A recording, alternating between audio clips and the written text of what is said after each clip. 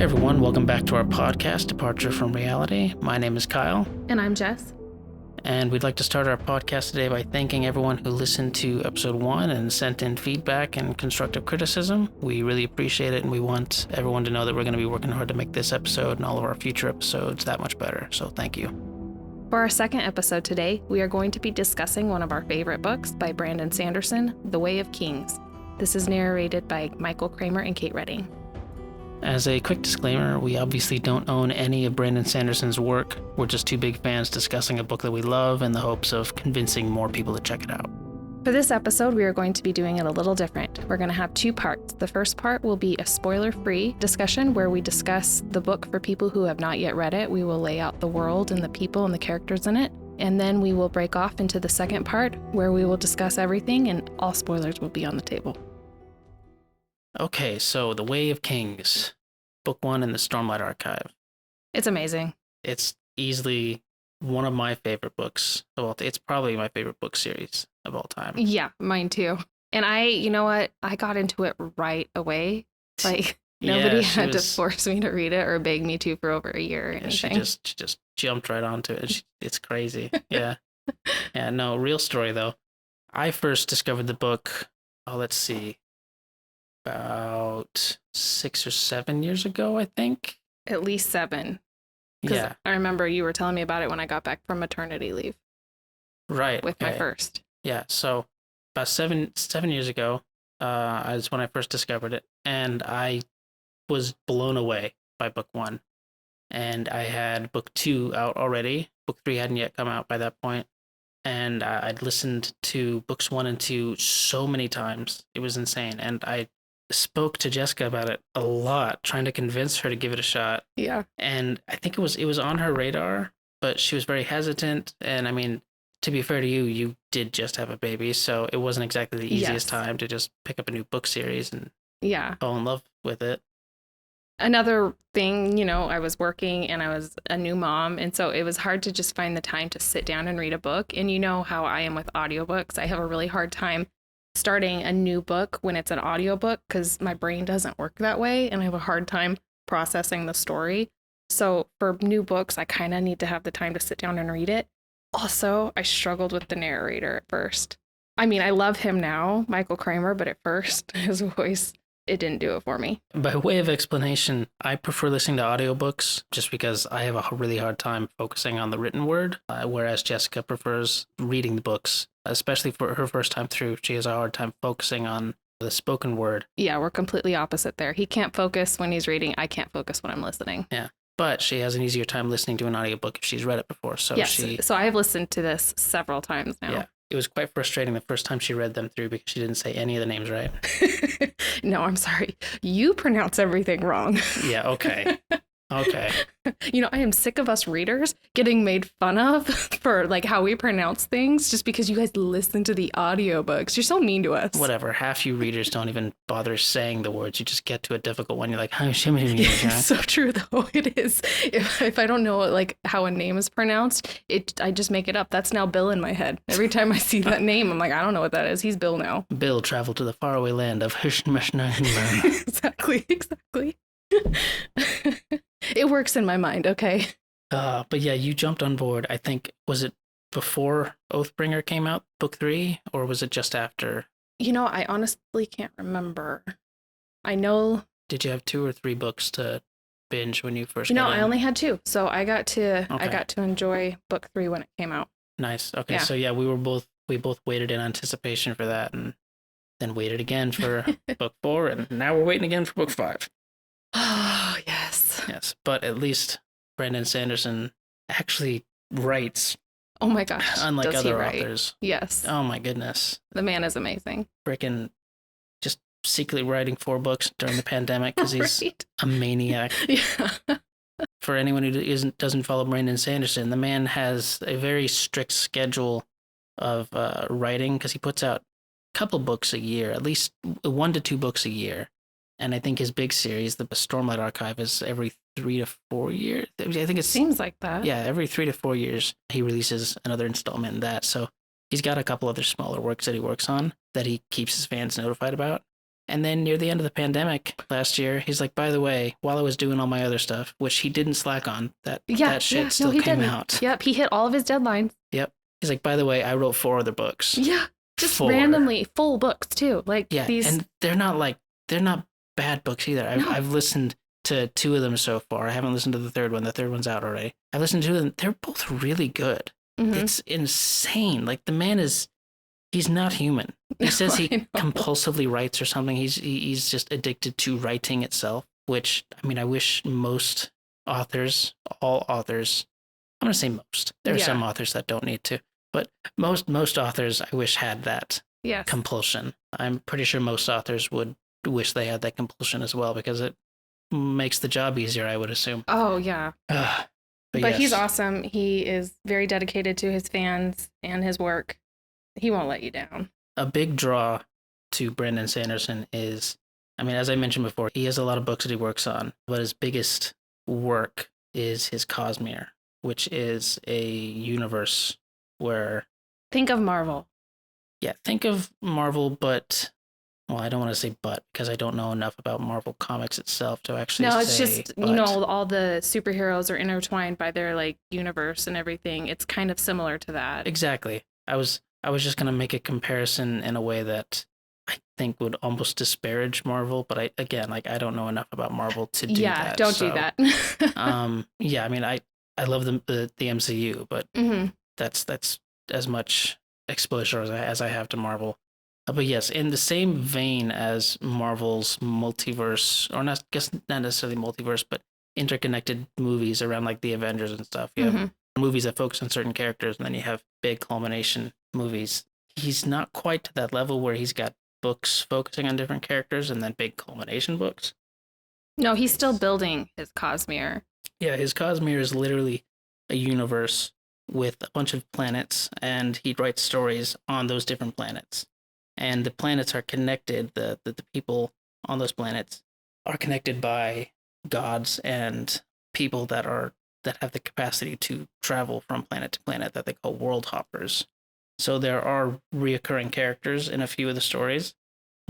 But if you're not someone who's into that kind of world building and you just want to, enjoy a good story here and there, you don't need to read every single book in the Cosmere to appreciate any of his books. You could pick up any series and enjoy it for what it is. Yes. Without knowing anything about his other works. Yeah, I mean, I recommend reading all of his works, but... Yes, but that's because we're fanatics for that kind of work. Yeah, exactly. But yeah, you could easily just pick up Stormlight and read it without knowing anything or even caring about the Cosmere. And same with his other big series, Mistborn.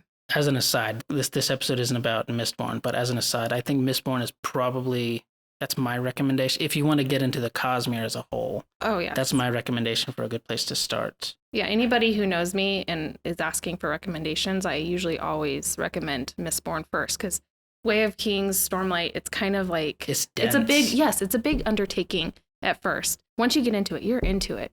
But like Mistborn is just a good adventure story that you can just easily follow along with. It's written for more young adults, maybe older teenagers. I mean, I recommend it to anybody who's asking for books for their teenagers. It's an easy read, but it's a good read. In comparison, The Way of Kings, just the audiobook alone is 45 hours long. So it's a big undertaking. It is, but it's worth it. I promise you it's worth it. I mean, you can, if you're listening to it, you can speed it up too. So you don't have to sit there and listen to it for 45 hours. I mean, you can speed up the... Yeah, set your Audible app to 1.5 speed and... There you go. So it's not 45 hours anymore. Someone do the math. What does that cut off? I don't know. I don't know either, math. But you're welcome. Yeah, anyway. Just changing your life. Nobody knew that until we shared it with you, so you're so welcome. Yep. Anyway, I think we're dragging this out a little bit. Oh, yeah. We love Brandon Sanderson. We love his work. Check it out. But let's talk about The Way of Kings. Yes. The Way of Kings, the Stormlight Archive as a whole, takes place on a planet called Roshar. And Roshar is kind of different than just a normal planet that you would find humans on. It's different than a world that you would normally expect from a fantasy story. Yeah, I mean, most worlds are just like ours, and this is not like ours at all. In fairness to all those other stories, it's easier to build a story in a world that feels like ours because it's easier to connect with that kind of world. But absolutely. This one, he went out on a limb and created a world that felt alien, which but there's humans on it, so yes, not going to say any more about that. But anyway, to explain why it's alien, there is a storm, a reoccurring storm that takes place on this planet that sends winds and water just crashing all across the landscape. And like I said, it's reoccurring. It's happens like once every couple of weeks or something like that. Yeah, they don't have a true prediction on it. It just they can track it sort of, yeah, but it's not a steady thing. It comes from the same direction every time. It blows across the land in the same direction. Yeah, so people always can prepare for it that way. Yeah, so like homes are always built in a way so that the storm-facing side is usually sturdy or maybe even rounded so that the wind sort of blows over it more gently without knocking anything over. Yeah. Towns are sort of constructed in a way to prevent the storm from decimating crops and stuff. I mean, even plants on this planet have adapted to this high storm. Yeah. Because when the storm comes, the plants like kind of like, they call, like some of them are called even like rock buds, where they just kind of like go into themselves and like hide during the storm. Think of underwater stuff. The land very much feels like if you drained the ocean, like those are the type of plants you're seeing, and not just the plants either, the animals. Like there are a lot of the wildlife are sort of crustacean in nature. They have carapace all over their bodies. And all of this is because the planet is consistently drowned in water every couple weeks or so. That's Roshar. That's what Roshar looks like. That's what it feels like. Imagine living on this world, being born into it, raising a family in it. It's kind of daunting. But a characteristic of the storm is that from its origin to its end point, as it travels across the continent, it gets weaker and weaker. And so on the side of the continent where the high storm starts, the landscape is basically desolate rock. And as it gets further and further, I think eastward, I think it travels east. I could be wrong. But as it gets further away from the origin, more wildlife appears until finally we get to the far opposite side of the continent to a land that actually does feel a lot like ours. So that's sort of the range of ecosystems that the continent on Roshar has. And all of that is thanks to the storm and how it behaves. And the majority of this book takes place in the Shattered Plains. And this is a little different than the rest of the continent. It's, I guess the best way I can describe it, it's like a desert. And there's like just huge, massive cracks in this desert. And the only way that the people in the books can cross is through using huge bridges. Yeah, the Shattered Plains, the way it's described is daunting. And it's basically a desert full of plateaus that look like they've been shattered apart from a single hole, because between each of the plateaus is a massive chasm. Yeah. And this network of chasms just travels the breadth of the Shattered Plains. And inside these chasms, even better, are these huge things called chasm fiends. They're basically huge crustaceans, like crab-like lobster things, I guess. I don't even know how to explain it. They're just I think calling massive. them that might give the wrong impression. They are monsters. They are monsters. Let's not get it twisted. And they will tear you apart. They're insane. Yes. But they are also animals, and they have their own life cycle and all that stuff. And so one of the things that these monsters do is they pupate. They travel from the ocean, I presume, where they normally live, to the Shattered Plains, and they climb atop these plateaus. And they form a shell basically around themselves, and they pupate. What exactly pupating is, what that process does, I couldn't tell you, because that's true. We actually don't know what happens when they're done pupating, do we? I mean, someone who knows more about this type of life, equivalent here on Earth could probably speculate. Yeah. But we never actually get to see what happens when Chasm Fiend finishes pupating, because there is a war going on in the Shattered Plains in Book 1, in The Way of Kings. And a lot of the pitched battles that occur in this war happen around these pupating Chasm Fiends, because inside each of these Chasm Fiends is a massive, massive gemstone.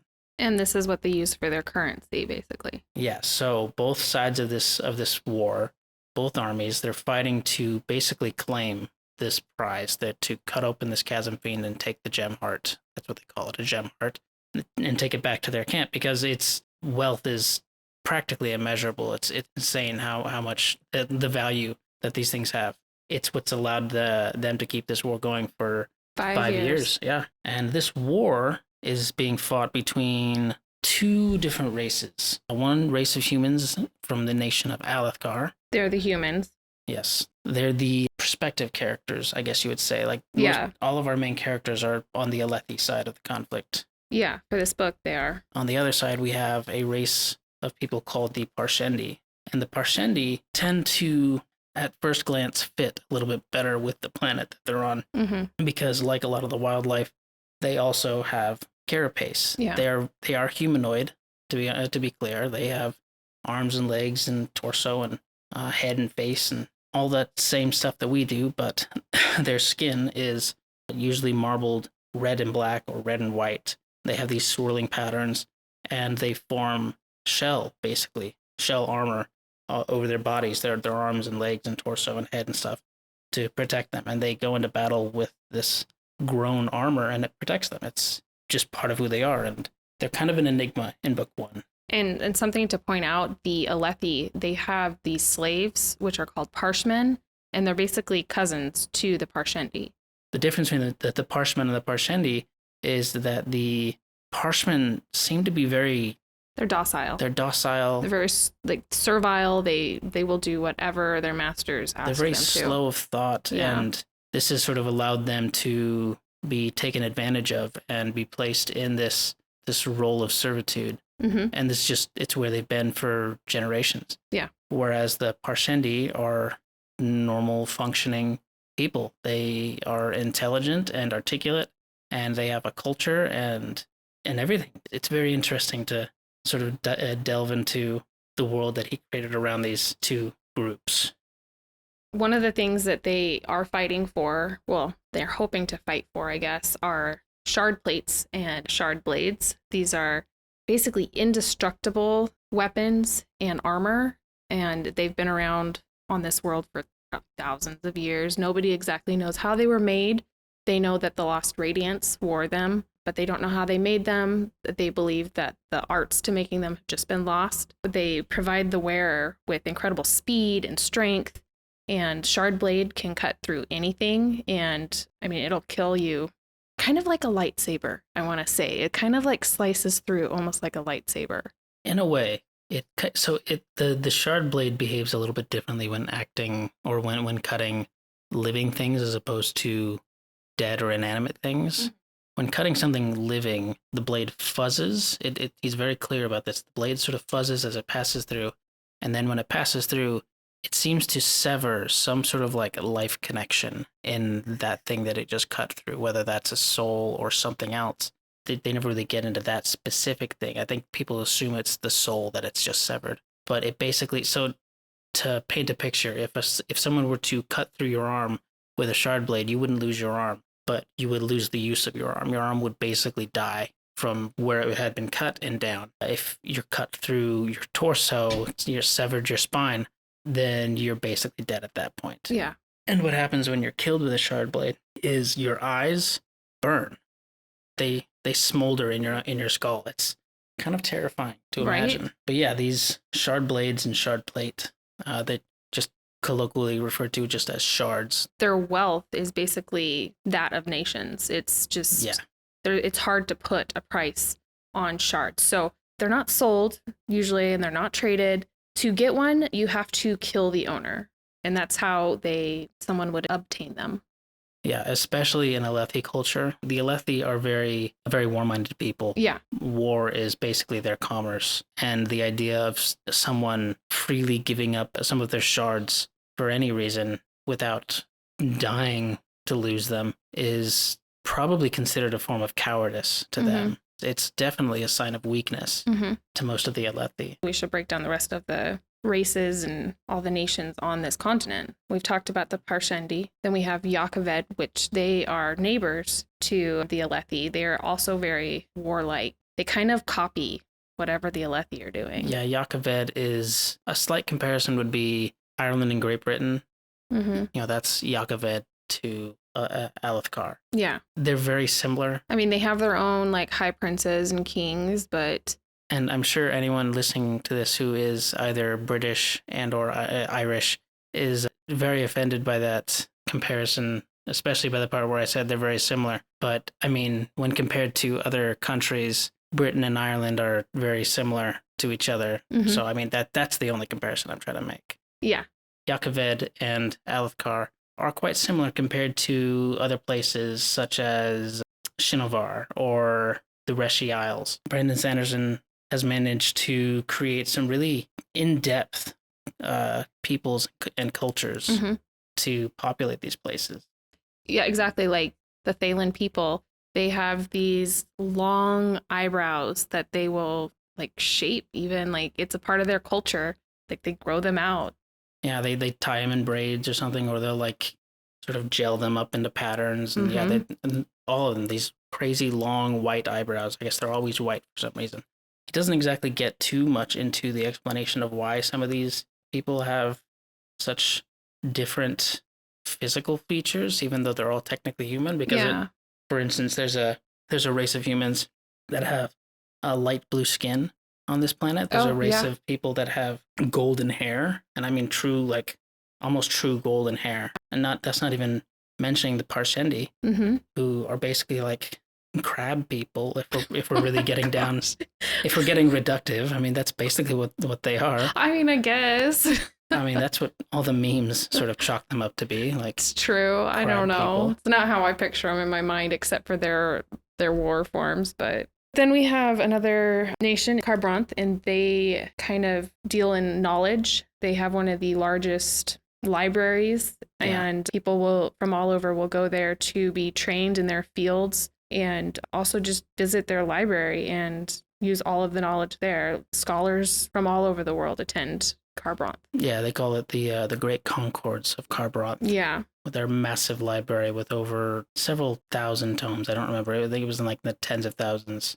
of tomes of knowledge that they had. And not only that, Carbranth also is home to a large number of hospitals. Oh, yes. Basically a school for Surgeons. for Yeah. If you surgeons. wanna do anything in the surgical or medical field, you want to go to Carbranth to be trained. But I mean, they don't just accept anybody. Like you got to train hard from a young age. And then there's the Azish people from the land of Azir. Their whole thing is basically legislature, legality, law, systems of government. It's their culture. They're all raised knowing that that's what defines them. And they pursue quite often the fields of law for their occupation. They're all well-read, highly educated. Whereas in comparison to a place like Alethkar and Yagaved, which are considered Vorin, which encapsulates their type of religious and cultural belief. And in those places, men don't read, women read. And if men want to know what's in a book, they have a woman read it for them, which sounds right off the bat very sexist. And in a way, it kind of is. They wouldn't let a woman pick up a sword either. Which is something that he touches on quite a lot in his books. We don't want to get into that obviously too much because that enters spoiler territory for later books. Yeah. So different cultures, different way of doing things. The way they do things versus others is very foreign to them and they wouldn't dream of doing it. So he's just really broken down this world very well with basically, America to England or anything like that. Just he's done a very good job. Yeah. Moving on real quick, we're going to quickly discuss sort of the history of the planet. In the far distant past of Roshar, there were these events called desolations. In the events of the Way of Kings, no one's quite sure what exactly a desolation was. All they know is that it basically left humanity, each desolation left humanity in ruins. Yes. They were basically left back to, the state of cavemen. They didn't know how to make food or weapons or do anything for themselves. From the start of a desolation to the end, they would lose so much in terms of just cultural growth and sustainability. It's been thousands of years since the last desolation, and no one quite remembers what these desolations were. Yep, they don't know who exactly they were fighting. There was a name for it. I can't think of the name. The Voidbringers? The Voidbringers. They knew they were fighting the Voidbringers, but they didn't know what the Voidbringers were. They had these group of people called the Heralds and also the Radiants, and they were fighting for humanity. And that's kind of where our book takes place. You're going to be involved with the heralds a little bit, see a little bit of them, and the shattering of the Oath Pact. The Oath Pact refers directly to the heralds. We don't want to get too much into that as well, because that'll enter kind of spoiler territory. But in essence, the shattering of the Oath Pact was the same time as the Last Desolation. Exactly. And that's why we jump into the book at that moment, because that's the Last Desolation, and that's where everything basically takes place. And now these heralds and these radiants, we've kind of mentioned the word radiance a bit. We mentioned that radiants use shard blades and shard plate. Yes, we know that they came from the radiants. They call them the Lost Radiants. Because at some point, everyone sort of remembers that the Lost Radiants sort of, quote unquote, gave up on humanity, but no one truly knows what happened there either, because it's been, like I said, it's been thousands of years. Yeah, all they know is they gave up their shards and they gave up their power and they stopped protecting humanity. And so nobody speaks of them. They don't speak of their power anymore. Yeah. In Warrenism, it's considered like taboo. Yeah. So one of the only things that people really know, since it's been so long that since the Radiants disappeared, one of the only things people seem to remember is that the Radiants had some sort of power. Yeah. And we kind of get a glimpse right at the beginning of this book at what that power kind of was. To be clear about our no spoiler caveat, we are going to discuss a few of the things that happen in the early chapters, just because it does happen very early on in the book and it doesn't get too deep into the actual meat of the story. So one of the first things we see at the beginning of the book is a character using some of these powers that the Radiants had, except it's 5 years before the start of the story, not 2,000 years before the start of the story. And what he's doing is he's breathing in this substance called Stormlight. Yes, the gem hearts that we were speaking of, those hold Stormlight, and it's gathered at every high storm. Yeah, so the high storm comes. It's full of wind and rain and lightning, and whenever it passes by an exposed gemstone, it fills the gemstone with Stormlight. Nobody knows exactly how it does it. They just know you put your gemstones out at a high storm, and they're filled with Stormlight after. And they're used quite often as illumination, especially the wealthier you are. Oh, yes. So the beginning of this story takes place in a palace filled with wealth. So instead of candles or torches, they basically have vases filled with these gemstones everywhere. Yeah, like lamps or something. Yeah. It's just full of gems. Yeah, so it's very convenient for our first character who uses this to fuel his power. Yeah, he basically, his whole job at the beginning of this book is to assassinate a king. And he does this by making use of these powers. And so he breathes in this Stormlight, and it gives him the ability to do a few things. It lets him basically invert and manipulate gravity around his body, how it affects him in particular. To those around him, it would look like he's flying. Yeah, or walking on the ceiling or the walking walls, on the ceiling, exactly. when in reality it's just gravity is affecting him, specifically him, differently. And he can affect other people around him too by basically filling them with Stormlight and telling the Stormlight what to do. We can see through his mental perspective as we're reading this part of the story, and he refers to this type of magic as lashings. Changing the gravity, how it affects him, is considered a lashing. Changing how the gravity affects someone that he touches or something that he touches is also considered a lashing. Those are the two types of magics he can do. He can change how gravity affects him. He can change how gravity affects someone or something else. And then there's one other ability that he has, which it's a bit more finicky.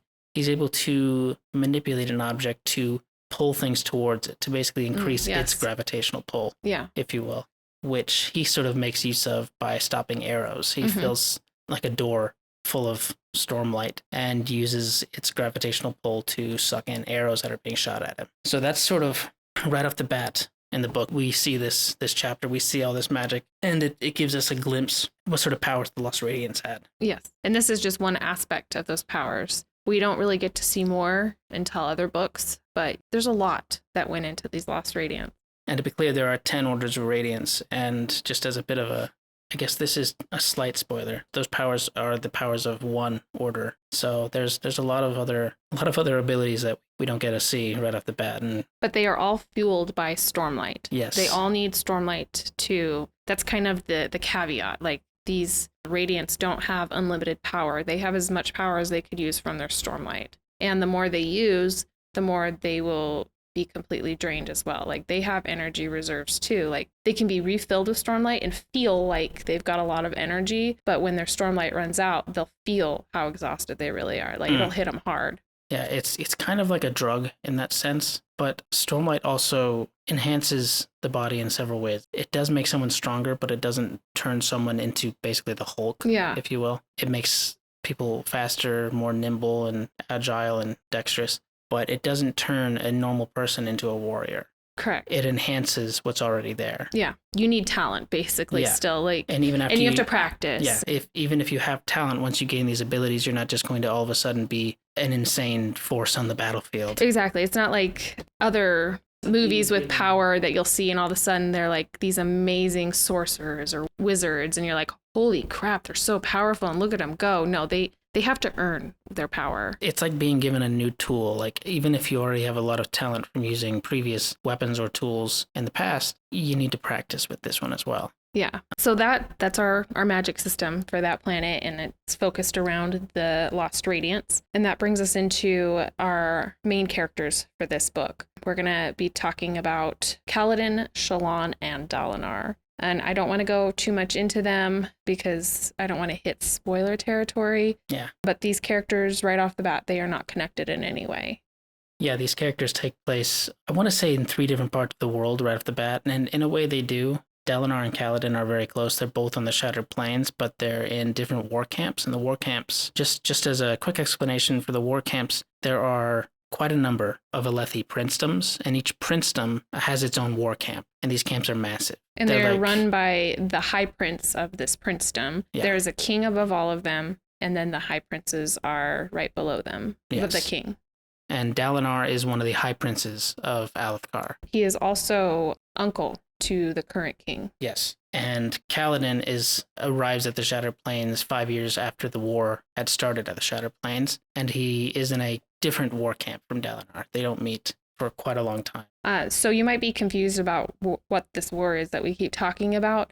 Well, we were just talking about the assassin. He did obviously kill the king. I mean, it's laid out right there in that chapter, so not really much of a spoiler. But he succeeded in killing the king, and his son wanted revenge. And so that's where we're at. So there's a war on the Shattered Plain for revenge of King Gavilar. Yeah. All the high princes swore vengeance to the new king, the son of the king that was assassinated. They refer to it as the Vengeance Pact, and they went to war. It's been 5 years since the Vengeance Pact was sworn. Dalinar and Kaladin are both on the Shattered Plains, 2 different war camps. They're not interacting with each other at all. Whereas Shallan is in Kharbranth. At the very beginning of the book, she's attempting to petition a very wealthy, very notable scholar by the name of Yasna Kholin to become her ward. There is a little bit more to that story, and just leaving it at that kind of makes Shallan's story sound very dry and boring, but I assure you there's a lot that goes into her story. Yes. Like, while we mostly follow Kaladin in this book, and it's his POV and flashbacks that we see, and we learn more of him,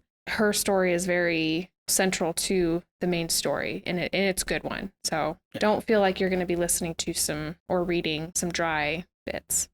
Yeah. Dalinar, again, Kaladin is the main POV for this book, but we do get to see quite a bit of stuff happening through Dalinar's perspective. Arguably more action-packed since he is technically in the middle of a war. Yeah. So at a base value, probably more interesting to the average reader. But the focus is mainly on Kaladin. Right off the bat, we meet Kaladin at a really low point in his life. And this is kind of compounded by the fact that a lot of Brandon Sanderson's characters aren't just... I mean, you think of a character from a book, a lot of the stumbling blocks that they come across are very contextual to the story. Like, so-and-so doesn't want to go out on a date with me. I have to save these people from being annihilated by some evil king or something.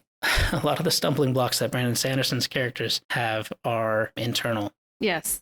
A lot of their fights are with their own brains. Yes. And that's where we find Kaladin at. Yeah. In a very, very low point, both literally and mentally / emotionally. And for a lot of people, that's going to be kind of daunting because I do know that reading the perspective of a character like that can really get into your own psyche and kind of drain your own mental energy. But I assure you there's an upward path here. There is. And it's a good one. And it's a good one to follow. And it's kind of a hopeful one. While we made it sound kind of like down and dreary. Yeah, like doomsday. Yeah. It's not. Like it starts off that way, but it's one of those stories that I don't know, it's going to boost you up. And for anyone who does suffer with depression or anxiety or anything like that, which I mean, honestly, let's be real. Who doesn't? All of us do. Yes. These characters are so easy to connect to on that front, and it makes these books just phenomenal. If you don't find yourself in a character, I mean, I don't even know what to say to that, because there's a character for everyone in this book. I feel like personally, I relate more to Kaladin. I mean, obviously not with his life, but with what he is going through mentally and trying every day just to survive. I find I relate more to him, but there's a character for everyone in this book. And I know it's not everyone's cup of tea, how much he talks about the mental illnesses, I guess, in this book that are brought up. I mean, he doesn't spend time talking about it. It's just evident in the characters' personalities. Yeah. I just think he does a good job. It's very, I don't know, real world in a fantasy world. Yeah. And to be clear, this isn't a self-help book disguised as a fantasy novel. No. Not at all. It is a fantasy novel with characters that are in desperate need of a self-help book. That's for sure. Without making too many spoilers, that right there is part of the whole system. I mean, I don't want to get into it, right? Like this, I'm encroaching on let's not touch too spoiler much territory. They're needed. These aspects of the story are very important. Yes. We're going to leave it at that.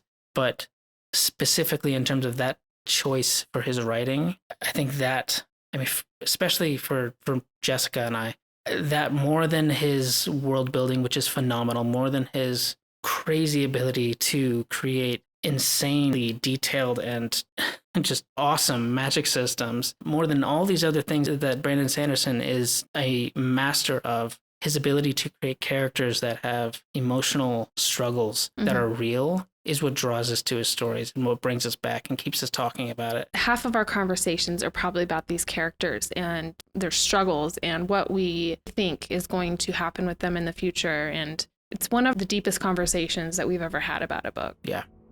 This concludes episode 2, part 1, our spoiler-free discussion of The Way of Kings. Please join us for episode 2, part 2, where we discuss things a bit more openly. That'll be coming soon. Thank you, guys.